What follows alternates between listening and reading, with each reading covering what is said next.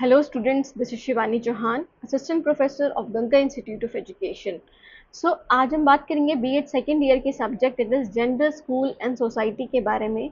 सबसे पहले स्टार्ट करेंगे इसके सब्जेक्ट से, फर्स्ट यूनिट से स्टार्ट करेंगे दैट इज जेंडर इश्यूज, जिसमें हम फर्स्ट टॉपिक को पढ़ेंगे। तो हमारी जो वीडियोस होंगी बेसिकली वो आपकी टॉपिक वाइज डिवाइडेड होंगी, ताकि आप आसानी से शॉर्ट फॉर्म में, शॉर्ट वीडियोस में, बहुत ईजी लैंग्वेज में आप इन्हें पढ़ सको। ओके, तो जो हमारा टॉपिक है that is the gender and patriarchy, gender bias, gender stereotyping and after that equity and equality in relation with caste, class, gender, ethnicity, disability and region. Basically जो भी बीएड कर रहे हैं, बीएड सेकेंड ईयर में हैं, उनके लिए काफ़ी यूजफुल वीडियो रहेगी। एंड तक ज़रूर देखिएगा। कोई भी डाउट होगा तो वो आप कमेंट सेक्शन में पुट ज़रूर करिएगा। साथ के साथ वीडियो को लाइक और चैनल को सब्सक्राइब भी करिएगा। That is Ganga activity. Start करते हैं इंट्रोडक्शन से। सबसे पहले बात करेंगे इन टर्म्स का बेसिक मीनिंग क्या है। बेसिकली जेंडर से शुरुआत करते हैं। तो जेंडर एक सोशल सिस्टम है of meaning, roles and expectations. Basically क्या बोला गया है, जो आपको सोसाइटी से जो चीज़ें मिली हैं, आपकी रिस्पॉन्सिबिलिटीज़, आपके रोल्स, आप क्या किस चीज़ को दर्शा रहे हो बेसिकली, तो उससे आपके बीच में, मतलब आप हम लोगों के बीच में डिवाइड कर दिया गया है मेल और फीमेल के रूप में। ओके, मेल और फीमेल के रूप में, गर्ल्स और बॉयज़ के रूप में। तो उस टर्म्स को जब हम सोशल की बात कर रहे हैं तो उस चीज़ में हम बोलेंगे अपने आप को, हम जेंडर, सोशली कंस्ट्रक्ट होता है जेंडर। अगर हम बात करें बायोलॉजिकल वे में तो हम उसको बोलेंगे सेक्स। तो बेसिकली ये आइडेंटिकल नहीं है, मतलब दोनों अलग हैं। बायोलॉजिकल सेक्स क्या है, अलग चीज़ है, और जेंडर क्या है, जेंडर अलग चीज़ है।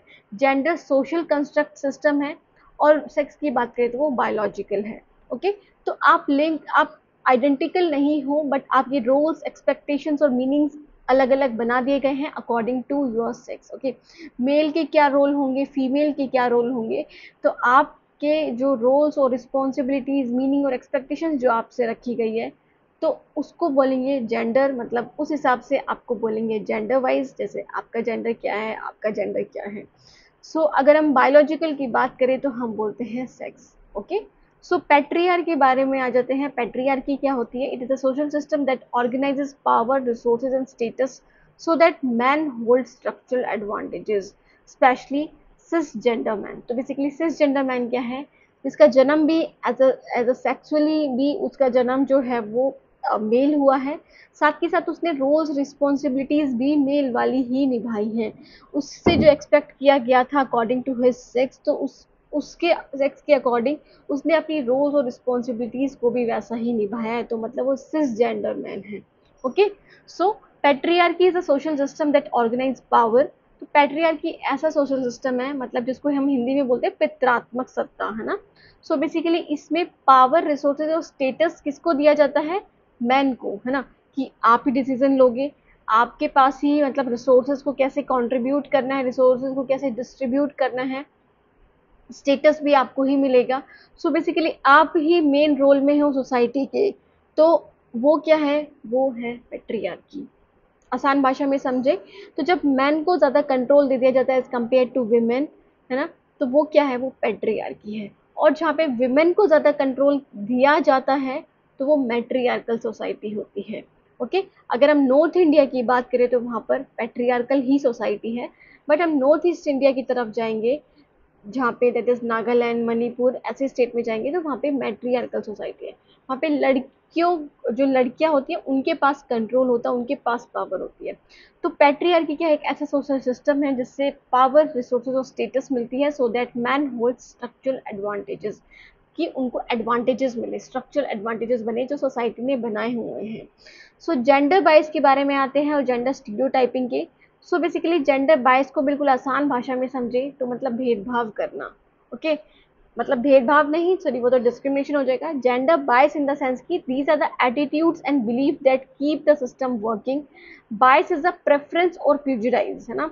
बायस क्या है कि आप किस चीज़ को या फिर किस इंसान को प्रेफरेंस दे रहे हो। आप मेल को प्रेफरेंस दे रहे हो, फीमेल को प्रेफरेंस दे रहे हो, किस एरिया से या फिर किस सिचुएशन में। ओके, तो मतलब आप जो भेदभाव भी कर रहे हो तो बेसिकली वो भी जेंडर बायसनेस में ही आ जाता है।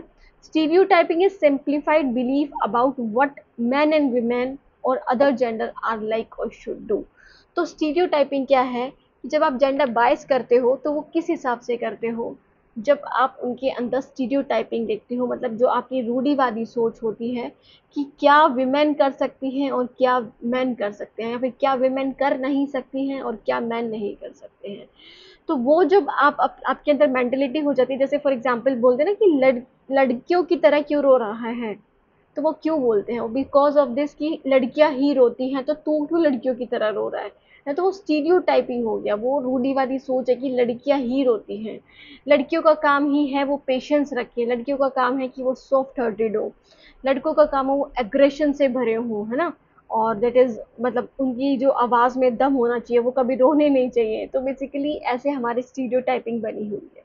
ओके, तो उसी की वजह से जो हमारे बिलीफ होते हैं, जो हमारी प्रेफरेंसेस होती हैं, जो बायसनेस होते हैं बेसिकली, कि फॉर एग्जांपल जब आप दैट इज आप अपने घर की बात करो, अपनी सोसाइटी की बात करो, वहाँ पर जब पढ़ाई का मुद्दा आ जाता है कि पढ़ाना किसको चाहते हो, आपको सिर्फ एक को ही पढ़ाना होगा, आपके बच्चे में से एक लड़का है एक लड़की है, तो किसको पढ़ाओगे, तो जिसको पढ़ाओगे तो वो क्या होगा, वो बायसनेस हो गई ना। अब बायसनेस का मतलब ये नहीं कि आप फीमेल को मेल को सपोर्ट कर रहे हो बस, बायसनेस दैट इज मेल की तरफ से भी हो सकती है कि आप फीमेल को ज़्यादा दैट इज बोल सकते हो कि प्रायोरिटी दे रहे हो, तो वो भी एक बायसनेस हो सकती है ना।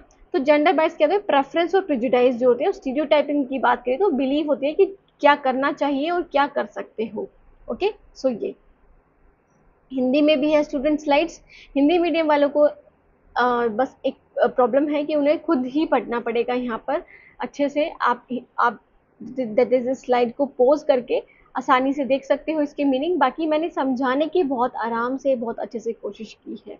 Okay, so next is the key terms. तो की टर्म्स क्या क्या यूज होती है, मतलब जब हम इनके बारे में जानेंगे, gender, gender roles, gender stereotype, gender patriarchy, है ना, तो इसमें हमें क्या क्या टर्म्स के बारे में जानना जरूरी है। सेक्स, सेक्स क्या है, हमने बात करी थी बायोलॉजिकल कैरेक्टरिस्टिक्स है, दैट इज क्रोमोसोम्स की वजह से और एनाटॉमी की वजह से जो आपका स्ट्रक्चर बना हुआ है, एक मेल और फीमेल में या गर्ल और बॉय में डिवाइड कर दिया गया है, तो वो आपका सेक्स है। जेंडर की बात करें तो सोशल और कल्चरल एंड साइकोलॉजिकल एट्रीब्यूट्स होते हैं assign to people, masculine, feminine, non binary, है ना, कि किस मतलब आपका क्या रोल है, आपसे क्या एक्सपेक्टेशंस करी जा रही हैं, अब सोसाइटी में आपका क्या रोल देखा जा रहा है, किस चीज़ के लिए आप बने हो, जैसे मैस्कुलिन पावर है, फेमिनिन पावर है। ओके, सो जेंडर रोल की बात करें तो expected behaviour and duties for a gender in a society. तो जेंडर रोल क्या होता है स्टूडेंट्स, जो आपसे एक्सपेक्ट करा जाता है, जो बिहेवियर और जो ड्यूटीज, है ना, कि आप जिस जेंडर में हो, फॉर एग्जाम्पल आप मेल हो, है ना, तो आपके अंदर एग्रेशन होना चाहिए, आपके अंदर सॉफ्ट हार्टेडनेस नहीं होना चाहिए। ओके, तो ये आपसे एक्सपेक्ट करा जा रहा है, तो जो आपसे ड्यूटीज और बिहेवियर एक्सपेक्ट किया जाता है, तो वही क्या है, वही जेंडर रोल्स है। पैट्रियार्क की बात करें तो ये है मेल डोमिनेंस, हर चीज़ में, चाहे पॉलिटिकल हो, इकोनॉमिक हो या कल्चरल हो, तो हर चीज़ में आप मेल डोमिनेंस दिखा रहे हो, तो वो पैट्रियार्की है। जेंडर बायस की बात करें तो ये प्रेफरेंशियल और प्रेजुडाइज ट्रीटमेंट है based on gender, can be implicit और एक्सप्लिसिट, कि आप किसी को रोक रहे हो या फिर किसी को बोल रहे हो कि आप ये काम कर सकते हो। तो आप प्रेफरेंशियल, आपकी जो सोच है कि आप किसको प्रेफरेंस ज़्यादा दे रहे हो, है ना, पढ़ाई करने में आप किसको ज़्यादा प्रेफरेंस दे रहे हो, शादी करवाने के लिए आप किसको ज़्यादा प्रेफरेंस दे रहे हो, क्या लड़के की शादी पहले कर देते हो या लड़की की करते हो। जेंडर स्टीरियोटाइपिंग की बात करें, overgeneralised simplified beliefs about the traits, abilities and roles of gender. Example, boys are better at maths. तो मतलब जेंडर स्टीरियोटाइपिंग क्या है स्टूडेंट्स, जो आपने मतलब एक सिंप्लीफाइड बिहेवियर बना ले गए हैं कि आप अगर मेल हो तो आपके यही करेक्टरिस्टिक्स होंगे, आप यही चीज आपसे उम्मीद करी जा सकती है। ओके, आपके जो रूल्स और वो हैं उसके अकॉर्डिंग ही आपको बिहेव करना है। जैसे boys are better at maths, कि बॉयज को माना जाता है कि वो अच्छा मैथ्स में कर सकते हैं, लड़कियां नहीं कर सकती हैं। ओके, सो ये मुख्य शब्द जो हमने अभी जो इंग्लिश में पढ़ा है, दैट इज आप बोल सकते हो यहाँ पे सेक्स है और यहाँ पे जेंडर है, इसको हिंदी में दोनों को लिंग ही बोला जाएगा। सो बेसिकली जो ये सारी चीज़ें हैं जो हमने अभी पढ़ी हैं, ये आपके हिंदी में दिए हुए हैं, आप इन्हें देख सकते हैं हिंदी मीडियम वाले बच्चे। नेक्स्ट इज पेट्रियार्की की बात करें, पेट्रियार्की क्या होता है students, patriarchy it is not just man being mean, है ना, It is a system, a set of norms, institutions and practices that together give man disproportionate power and privileges. तो मतलब ये जो नॉर्म्स बने हुए हैं, मानदंड बने हुए हैं इंस्टीट्यूशंस ने, या फिर जो सोशल इंस्टीट्यूशंस हैं, या फिर जो चीज़ें हो रही हैं जो मैन को ज़्यादा पावर देती हैं, एक डिसप्रपोर्शनेट पावर मिलती है एज कम्पेयर टू वुमेन, है ना, कि आप हर चीज़ में भागीदारी जो दे रहे हो, हिस्सा जो दे रहे हो, हर चीज़ में आप पेट्रियार्कल सोच ला रहे हो, आप दैट इज मेल को ज़्यादा डोमिनेंस दे रहे हो, है ना. So it operates at several levels: individual, institutional and cultural, ideological. Individual की बात करें तो इंटरपर्सनल फैमिली एक्सपेक्टेशंस जैसे होती है, जैसे कि जो हमारी जो लैंड है उसका जो दैट इज हिस्सा है वो कौन लेगा, लड़का ही ले सकता है, लड़की नहीं ले सकती है. और हाउस होल्ड डिसीजंस भी लड़के ही लेंगे.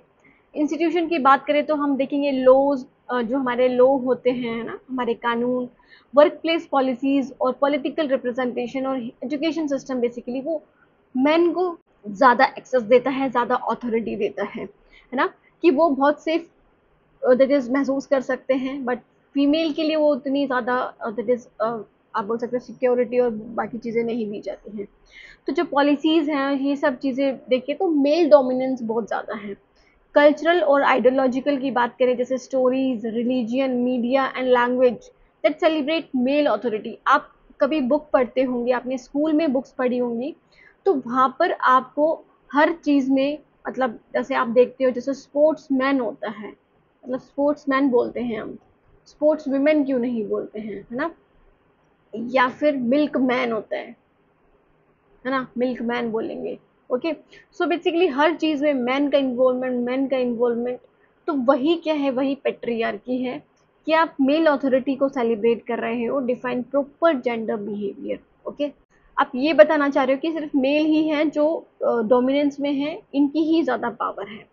सो patriarchy reproduce itself by socialising children, shaping economic dependency, example wage gaps, unpaid care works. Okay, तो पेट्रियार्की मतलब क्या है, इससे क्या होता है, आप फिर खुद को मतलब अपने बच्चों को ही सोशलाइज कर रहे हो उसी सिस्टम में. इकोनॉमिक डिपेंडेंसी भी आपकी फिर उसी पे है ना. तो वेज गैप्स होते हैं, जैसे आप देखोगे मेल और फीमेल की दैट इज वेजेस में, सैलरी में. अनपेड केयर वर्क होते हैं, एंड बाय दैट इज जो माताएं हैं, मतलब जो मदर्स हैं, बेसिकली घर में काम करती हैं, कोई रुपए पैसा कुछ नहीं मिलता उन्हें, लगी रहती हैं बस काम में, है ना, पूरे दिन. So by controlling institutions like politics, religion, unions, it also includes practices like control over women's mobility, reproductive choices and bodies, है ना. तो कंट्रोल भी करा जाता है विमेन पे, ये नहीं कि सिर्फ अगर मैन की चल रही है तो वो विमेन के लिए अच्छी जो रिस्पॉन्सिबिलिटीज है वो निभाए, नहीं, उन पे फिर कंट्रोल दिखाना स्टार्ट कर देते हैं ना, कि आप ये नहीं कर सकते, आप वो नहीं कर सकते, ऐसा नहीं पहन सकते, ये नहीं खा सकते, यहाँ नहीं जा सकते. और रिप्रोडक्टिव चॉइसेस में भी हम बोलते हैं कि लड़का हो जाए तो भगवान बहुत अच्छी बात है ना, और लड़की हो जाए तो अब क्या करें, लड़की हो गई तो, है ना. तो ये सारी चीज़ें हमें फेस करने को मिलती है because of this patriarchal society. Okay, Hindi में भी पढ़ सकते हो स्टूडेंट्स, हिंदी मीडियम वाले बच्चे. स्क्रीनशॉट ले लेना आप students. So next is the gender bias. Gender bias क्या होता है, कॉन्शियस नेगेटिव बिलीव्स, मतलब ये एक्सप्लिसिट भी हो सकता है और इम्प्लिसिट भी हो सकता है. तो मतलब जो नेगेटिव बिलीव्स हैं, मतलब आप ये बोलते हो कि आप कर सकते हो, दूसरा नहीं कर सकता. जैसे women are emotional, don't promote them. Okay, तो विमेन क्या है, इमोशनल है, तो मतलब उनको प्रमोट मत करो, उनको मत बोलो कि आप ये काम कर दो, हर बात में रोने लग जाती हैं बस वो. ओके, तो आप एक्सप्लिसिट बायसनेस दिखा रहे हो, मतलब नेगेटिव बिलीव्स आपके आप दिखा रहे हो किसी के प्रति. नेक्स्ट इज इम्प्लिसिट बायस की बात करें तो अनकॉन्शियस एसोसिएशंस होते हैं, measured by taste like the IAT. मतलब कुछ टेस्ट होते हैं जिसमें आप अनकॉन्शियस वे में एसोसिएट करने लग जाते हो कि जो भी बायसनेस हो रही है वो इन टेस्ट, ये टेस्ट भी उन चीज़ों को प्रूव कर रहे हैं. So these influence decisions about hiring, promotion, grading and who gets leadership role.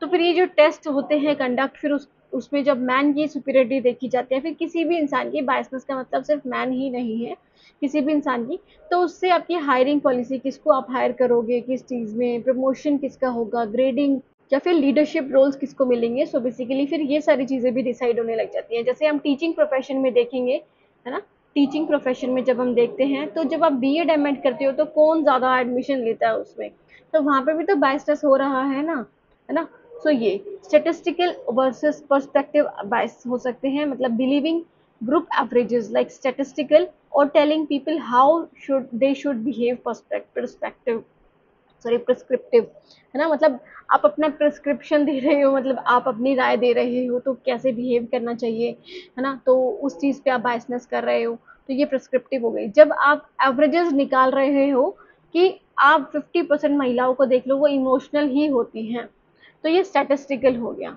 Okay, सो ये कॉमन मैनिफेस्टेशन की बात करें तो hiring panel favouring male applicant for leadership role, जैसे जो हायरिंग पैनल होता है वो लीडरशिप रोल्स के लिए मेल एप्लीकेंट को ही लेता है। Teachers giving more attention and challenging questions to boys and science classes, ये टीचर जो है बॉयज को ज़्यादा चैलेंजिंग क्वेश्चंस दे रही है एज कम्पेयर टू गर्ल्स को। मीडिया मैन को डिसीजन मेकर दिखा रहा है, वुमेन को केयर गिवर दिखा रहा है।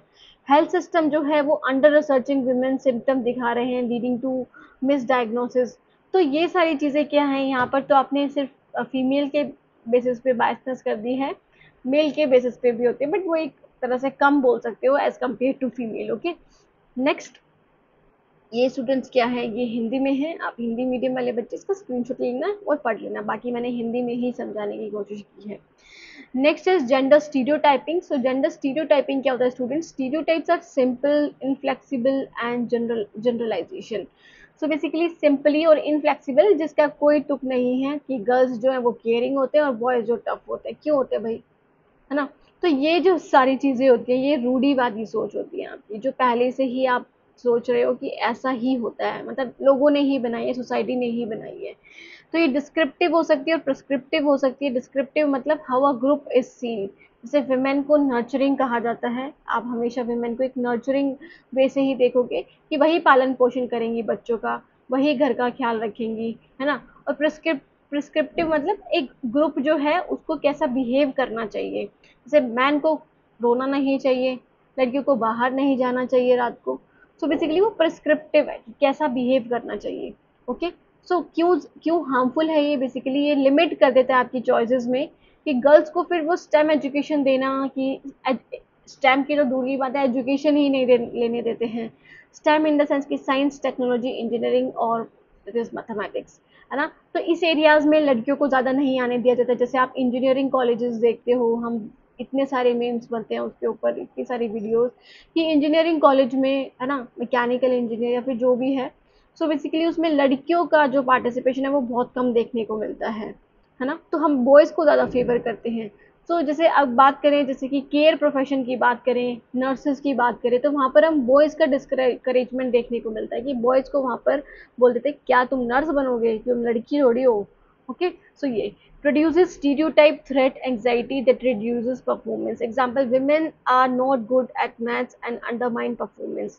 तो ये आपके अंदर एक एंग्जाइटी पैदा कर देता है, स्ट्रेस पैदा कर देता है कि मैं कर ही नहीं सकता तो फिर मैं क्यों करूँगा।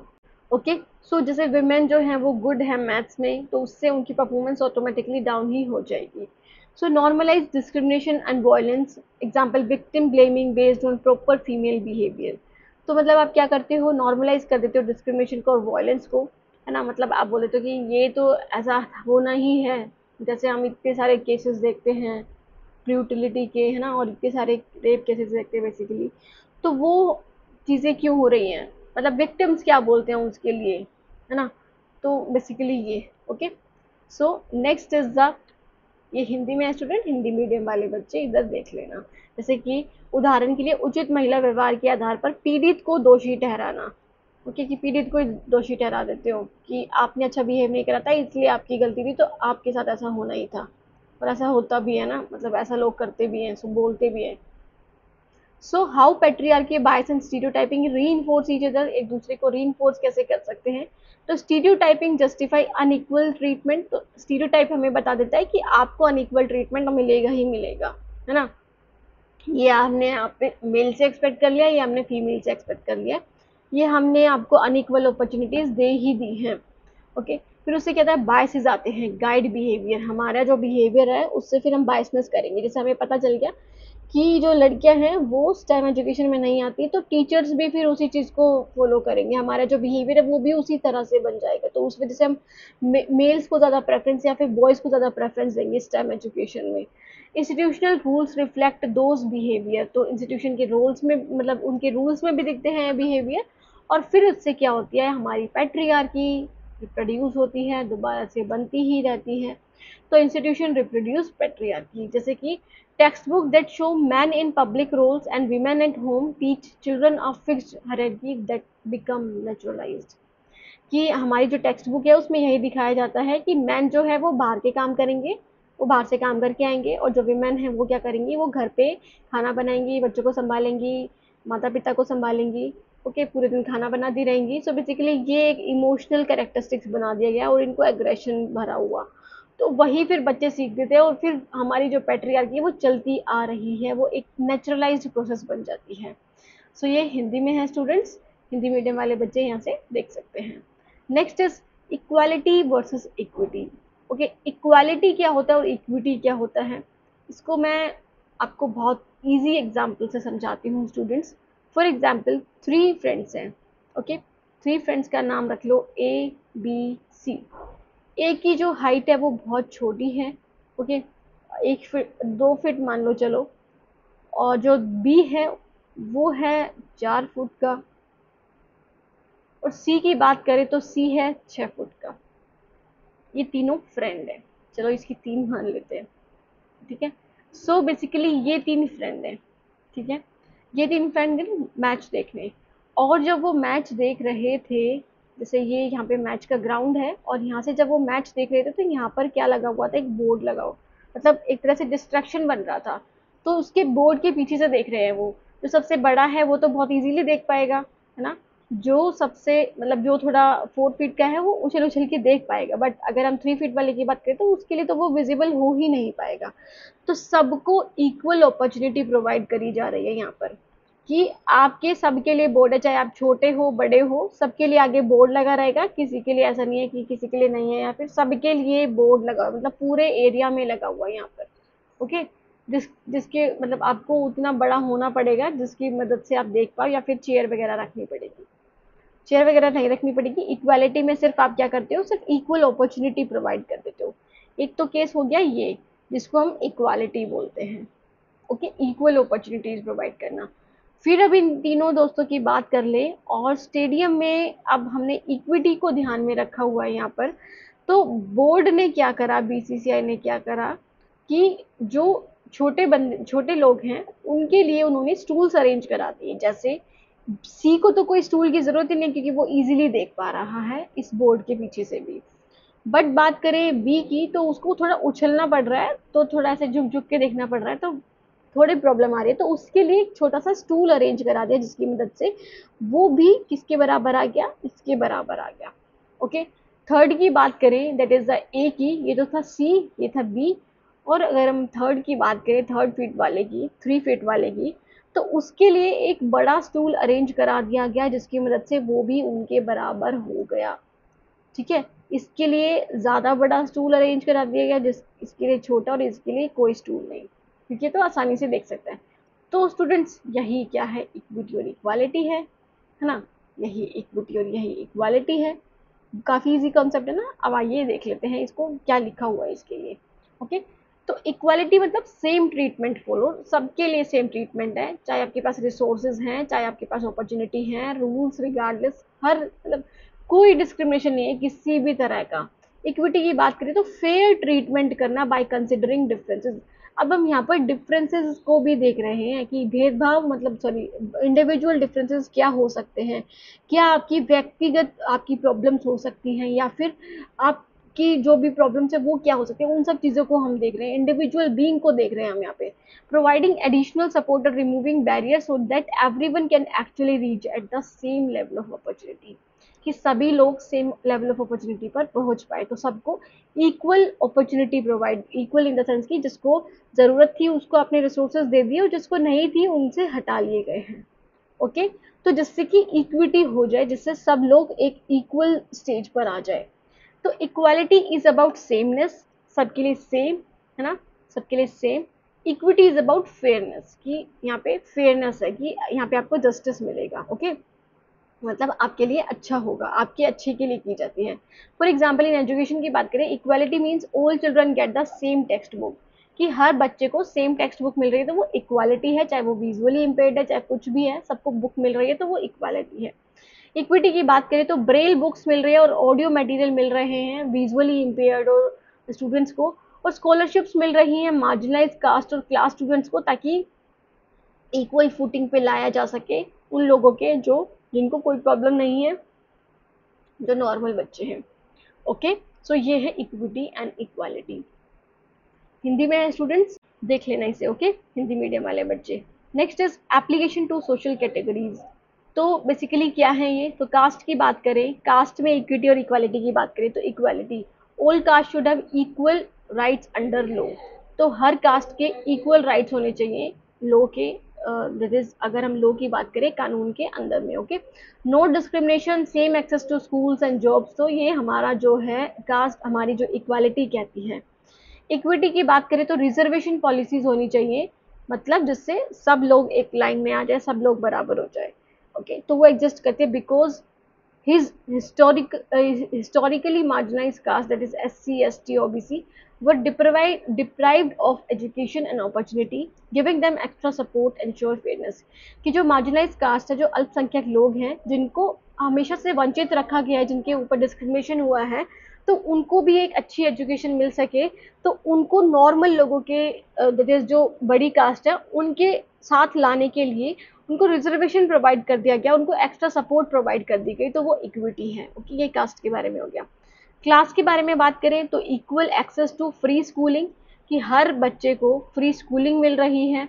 ओके, तो वो क्या हो गया, मतलब उसके दैट इज क्लास के अकॉर्डिंग हाँ फ्री स्कूलिंग मिल रही है, तो वो क्या हो गया कि वो है every student gets access to free schooling, तो वो क्लास हो गई। इक्विटी की बात करें, student from economically weaker section में also need free uniform.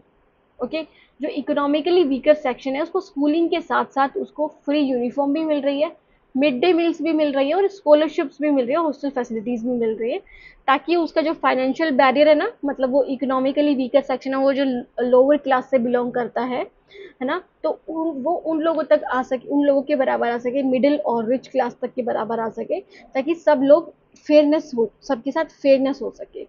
Okay, सबके साथ जस्टिस हो सके। सो ये हो गया क्लास के बारे में। Next is religion.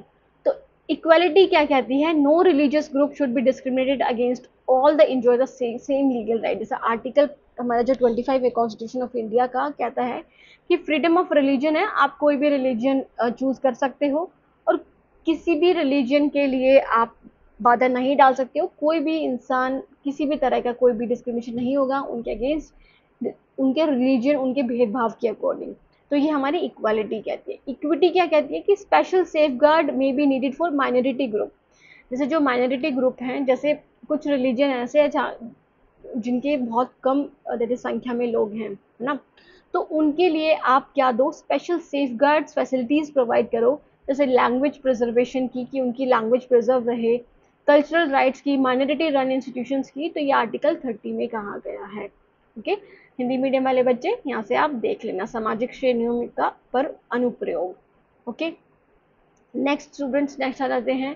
तो एथनिसिटी की बात करें तो all ethnic groups are treated as citizen with the same constitutional right, कि हर एथनिक के लोगों को सेम तरह से माना जा रहा है, चाहे वो कैसे भी हो, है ना, तो मतलब हर लोगों को एक जैसा माना जा रहा है, तो वो कॉन्स्टिट्यूशनल राइट है। जो ट्राइबल इंडिजिनियस कम्युनिटीज है उनको स्पेशल प्रोटेक्शंस मिल रही हैं, जैसे पैसा एक्ट के तहत या फिर FRA एक्ट के तहत इंडिया में ना, ताकि उनके कल्चर प्रिजर्व रहे, उनके लैंड राइट्स, और उनको एजुकेशन मिलती रहे उनकी मदर टंग में, ओके, उनकी मातृभाषा में। तो ये इक्विटी हो गई। डिसेबिलिटी की बात करें तो हर बच्चे को इक्वल राइट मिल रहा है कि वो हर बच्चा जो है 6 से 14 ईयर्स तक फ्री और कंपल्सरी एजुकेशन ले सकता है, तो वो इक्वालिटी है। ओके, अब यहाँ पे इक्विटी में क्या बोल दिया गया कि जो चिल्ड्रन विद डिसेबिलिटीज है उनको असिस्टिव डिवाइसेस भी मिलनी चाहिए जिसकी मदद से वो पढ़ सके अच्छे से, जैसे ब्रेल स्क्रिप्ट मिलनी चाहिए, ऑडियो डिवाइसेस मिलने चाहिए, रैम्प होना चाहिए, फिजिकल फैसिलिटीज, इंफ्रास्ट्रक्चर फैसिलिटीज भी मिलनी चाहिए, स्पेशल एजुकेटर्स उनके टीचर्स भी उनको सिखा सकें, उस तरह के उनके टीचर्स होने चाहिए, flexible exams and inclusive classroom जो UNCRPD और RPWD एक्ट में लिखा है, जैसे 21 डिसेबिलिटीज के बारे में जिक्र किया गया है। इन डिसेबिलिटीज से जो ग्रसित है उनको रिजर्वेशन भी मिलेगा, एजुकेशन में, जॉब्स में भी रिजर्वेशन मिलेगा, और हर जगह उनके लिए जो भी बैरियर फ्री एनवायरनमेंट है वो दिया जाएगा। ओके, सो ये डिसेबिलिटी हो गया। रीजन की बात करें इक्वालिटी की, तो citizens of all state that is regions have the same legal right, कि किसी भी रीजन से हो आप, north India, south India, north state से, वेस्टर्न स्टेट से, ईस्टर्न स्टेट से, हर किसी इंसान को इक्वल सेम लीगल राइट्स मिलेंगे अंडर इंडियन कॉन्स्टिट्यूशन। इक्विटी की बात करें तो जो बैकवर्ड और जोग्राफिकल डिसएडवांटेज रीजन्स हैं, जैसे हिली एरियाज हो गए, नॉर्थ ईस्ट हो गया, या फिर ड्रॉट प्रोन एरियाज हो गए जहाँ पे बहुत सूखा पड़ता है, जहाँ पे बाढ़ ज़्यादा आती है, तो वहाँ पर आप एक्स्ट्रा इन्वेस्टमेंट कर रहे हो रोड्स पे, उनकी डिजिटल कनेक्टिविटी पे, रीजनल डिपार्टमेंट स्कीम्स प्रोवाइड कर रहे हो ताकि उनको भी बराबरी में लाया जा सके जो बहुत अच्छे एरिया में रह रहे हैं उनसे। ओके, सो ये हो गया रीजन के बारे में। अब हम आ जाते हैं वाई इक्विटी इज एसेंशियल। अब ये इक्विटी क्यों जरूरी है, इक्वालिटी काफी नहीं थी क्या? सो बेसिकली इक्विटी जरूरी आप समझ ही गए होंगे क्यों है। So if we only apply equality in a deeply unequal society, कि जहाँ पर सोसाइटी ही इक्वल नहीं है, जहाँ पे लोअर कास्ट, मिडिल कास्ट, ये रिलीजन, ये एथनिसिटी, वो एथनिसिटी, ये ट्राइबल ग्रुप, वो ट्राइबल ग्रुप, है ना, ये क्लास के बेसिस पे डिस्क्रिमिनेशन कर रहे हो, कास्ट के बेसिस पे डिस्क्रिमिनेशन हो रहा है, तो वहां पर अगर आप इक्वलिटी को अप्लाई करते हो ना, तो फिर क्या होगा, यहाँ पर गैप रह जाना बहुत आम सी बात हो जाएगी। ओके, और इक्विटी ही हमें वो हिस्टोरिकल डिसएडवांटेजेस से बचाती है, स्ट्रक्चरल बैरियर से बचाती है, और हमें करेक्टिव मेजर्स मिले इसके लिए हमें इंश्योर कराती है कि हमें हमारे भलाई के लिए, हमारे हक के लिए, हमारे लिए भी रूल्स बने हैं जो हमारे लिए होंगे सिर्फ, ताकि हम इक्वल आ सके उन लोगों के जो बिल्कुल बहुत अच्छा एडवांटेजेस ले रहे हैं, जो बिल्कुल नॉर्मल हैं, जिनको किसी भी तरह का कोई भी डिस्क्रिमिनेशन फेस करने को नहीं मिलता है। Okay, for example, if a wheelchair ramp is not provided in a school, giving the same classroom to a disabled and a non-disabled student is equal but not equitable. Okay, तो मतलब अब wheel chair ramp जो है वो provide नहीं करी गई है, मतलब रैंप तो नहीं प्रोवाइड करा गया है स्कूल में, बट आपने giving the same classroom to a disable and non disable student, है ना, तो आपने सेम क्लासरूम दे दिया डिसेबल और नॉन डिसेबल स्टूडेंट्स को, तो वो इक्वल तो है बट इक्विटेबल नहीं है, तो उसके लिए आपको इक्विटी का लाना जरूरी है। Okay, similarly giving the same exam to rural student without access to internet, कि आप अर्बन एरिया वाले बच्चों को भी वही एग्जाम दे रहे हो और रूरल को भी, जैसे आपने जो आप ये बोलते हैं ना कि हम ये बोलते हैं कि डिजिटल एजुकेशन, जहाँ पर ये डिजिटल एजुकेशन के नाम पे कुछ है ही नहीं, बच्चों के पास फ़ोन भी नहीं है या फिर इंटरनेट फैसिलिटी, डिजिटल कनेक्टिविटी ही नहीं है, तो वहाँ पर आप कैसे आप प्रोवाइड करा सकते हो ये ऑनलाइन एजुकेशन।